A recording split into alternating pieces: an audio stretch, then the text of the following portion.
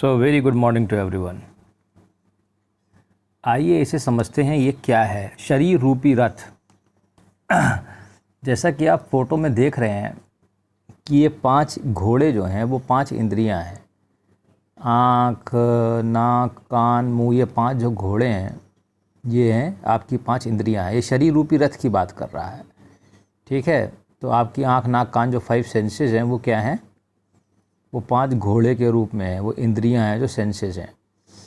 ये जो आप देख रहे हैं, ये जो घोड़ों की लगामें हैं, ये मन है।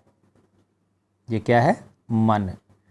और ये मन की लगामों को पकड़ा हुआ कौन है? ये है बुद्धि, ठीक है। और ये बुद्धि के पीछे देखिए, इस रथ में बैठा हुआ ये तुम हो, ये जीवात्मा है, ये हो तुम। तो वस्तुतः तुम कुछ नहीं करते हो, तुम खाली बैठ के देख रहे हो। लेकिन ध्यान रखो, ये जीवात्मा की बात कर रहा है, ये आत्मा की बात नहीं कर रहा है। वैसे जीवात्मा ही आत्मा होती है, लेकिन माया के आवरण से ढकी है। ये आगे जो तुम्हें दिख रहा है सब, ये माया का आवरण है। इस जीवात्मा को, पीछे बैठी हुई जीवात्मा को इन सब चीज़ों से कोई मतलब नहीं है। ये बस खाली बैठे बैठे देखता ही रहता है और सुख दुख का अनुभव करता रहता है। जीवात्मा को सुख दुख का अनुभव हो रहा है, इसीलिए तुम्हें खुशी और दुख होता है।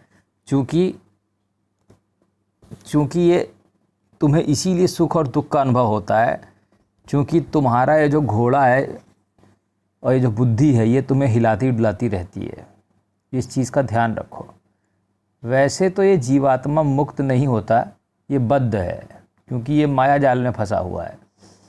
और ये सुख दुख का अनुभव इन्हीं सब से कर रहा है। ये बुद्धि, यही सब इसे, ये जो मन, इंद्रियां, ये इसे दुखी कर रही हैं। अब अगर तुम अपने वास्तविक स्वरूप को प्राप्ति चाहते हो तो तुम क्या कर सकते हो?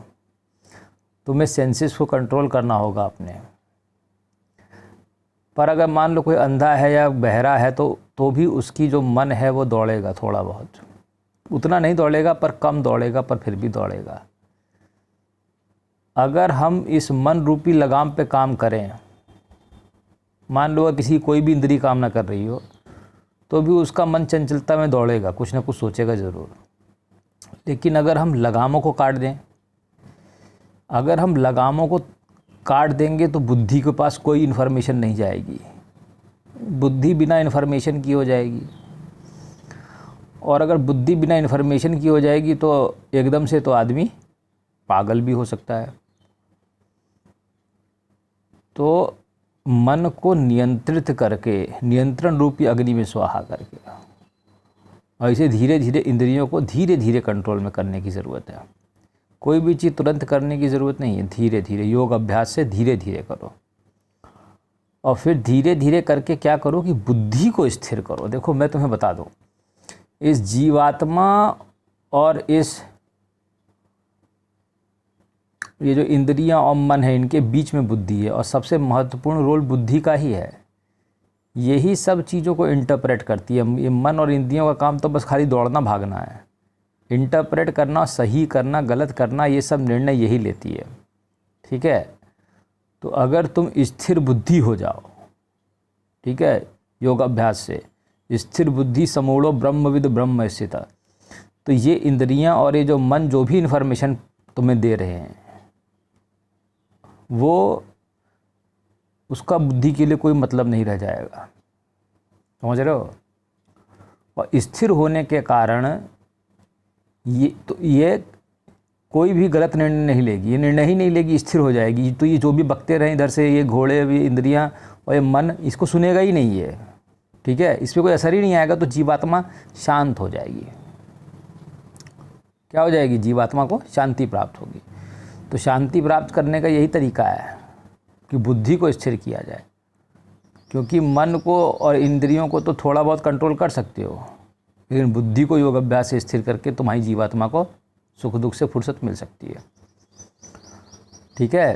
तो कोई भी काम एकदम से नहीं करना है, धीरे धीरे। क्योंकि जो इन्फॉर्मेशन इंद्रियां या ये घोड़े, ये जो मन पहुंचा रहा है बुद्धि पे, उसका जो बुद्धि इंटरप्रिटेशन कर रहा है, उसका असर इस पे पड़ रहा है, जीवात्मा पे, ठीक है। तो यही चीज़ तुम्हें करनी है। और इसी चीज़ को करो। कंट्रोल वैसे सभी चीज़ों को करना है, इंद्रियों को भी करना है, मन को भी करना है, बुद्धि को धीरे धीरे करके। जब इंद्रियां और मन कंट्रोल में हो जाएंगी तो बुद्धि स्वयं ही कंट्रोल में हो जाएगी। ठीक है, तो धीरे धीरे योगाभ्यास से इसको करो। तो बुद्धि स्थिर करने का मतलब यही है। बुद्धि स्थिर करने का मतलब है इंद्रियां। और परमेश्वर को देखने के लिए उसने कहा तो मुझे दिव्य इंद्रियों से देख सकते हो। तो इंद्रियों में ट्रांसफॉर्मेशन हो जाए कि इंद्रियां भौतिक संसार देखना ही बंद कर दें, तो मन को भी भौतिक संसार से कोई मतलब नहीं रह जाएगा, तो बुद्धि भी दिव्य हो जाएगी। तो जीवात्मा फिर आत्मा में बदल जाएगा, माया का आवरण छट जाएगा, तो सेल्फ का जो इसका असली स्वरूप है वो प्रकट हो जाएगा। ठीक है, तो आखिरी में तो यही करना है। देखिए फ़िलहाल नॉर्मल केस में तो यही केस है कि जितना हो सके इन सब को कंट्रोल करो ताकि बुद्धि स्टेबल हो योगाभ्यास से, और आखिरी में जीवात्मा शांत बैठे। और फिर सबसे ऊपर यही है कि सारी इंद्रियों को दिव्य कर दो, तो मन के पास सब कुछ दिव्यता ही भरा हो जाएगा, तो बुद्धि भी दिव्य हो जाएगी। तो दिव्य बुद्धि से जीवात्मा भी परमेश्वर में लीन हो जाएगा। चलिए, इसका यही समझाना था। Thank you.